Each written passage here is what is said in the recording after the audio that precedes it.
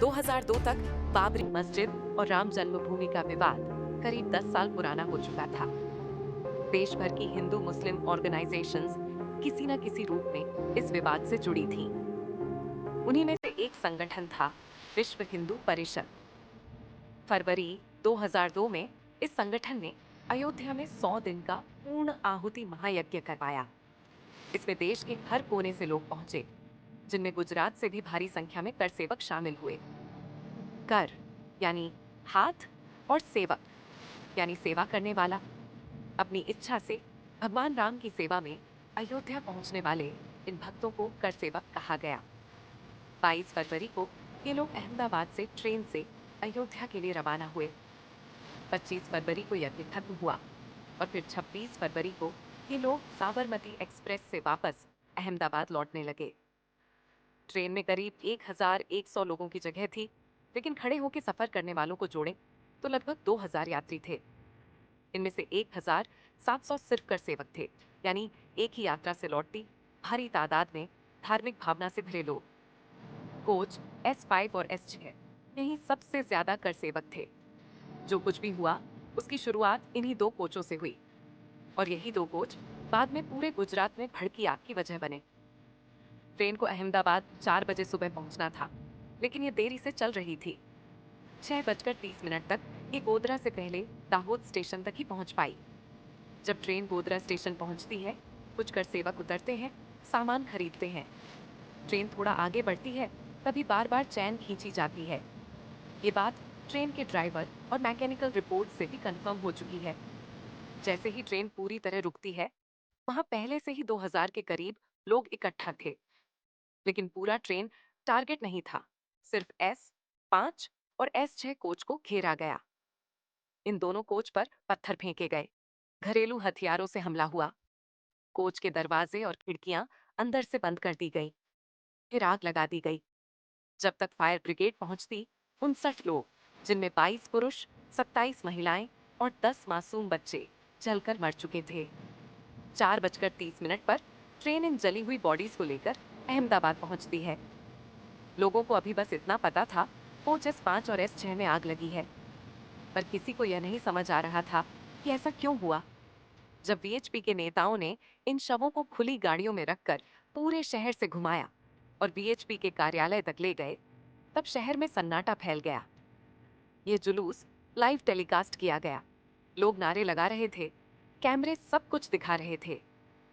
ये शव देखकर लोग आक्रोश में आ गए। बॉडीज को 16 सिविल हॉस्पिटल में रखा गया और देखते ही देखते वहां भीड़ जमा होने लगी। VHP, बजरंग दल, RSS के कार्यकर्ता और अन्य संगठनों के लोग। सिविल हॉस्पिटल के पास एक PCR वैन ने कंट्रोल रूम को इन्फॉर्म किया कि माहौल खराब हो सकता है, लेकिन तब तक देर हो चुकी थी।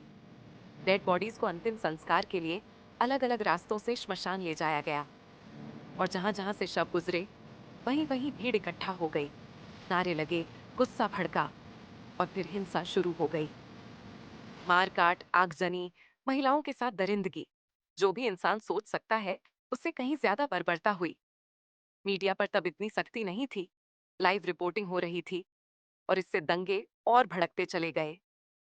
लोगों को लाइव लोकेशंस दिख रही थीं जहां पुलिस नहीं थी और पूरा गुजरात, अहमदाबाद, गांधीनगर, सूरत, वडोदरा, गोधरा हिंसा की चपेट में आ गया। करीब 790 मुसलमानों की मौत हुई और 254 हिंदू भी मारे गए, जबकि शुरुआत में 59 हिंदू कार सेवक की मौत हो चुकी थी। ये सरकारी आंकड़े हैं, लेकिन असली आंकड़े इससे कहीं ज्यादा बताए जाते हैं।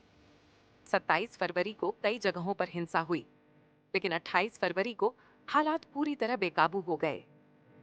अहमदाबाद के नरोदा पाटिया, नरोदा गांव, चमनपुरा, गुलमर्ग सोसाइटी जैसे इलाकों में हजारों की भीड़ पहुंची।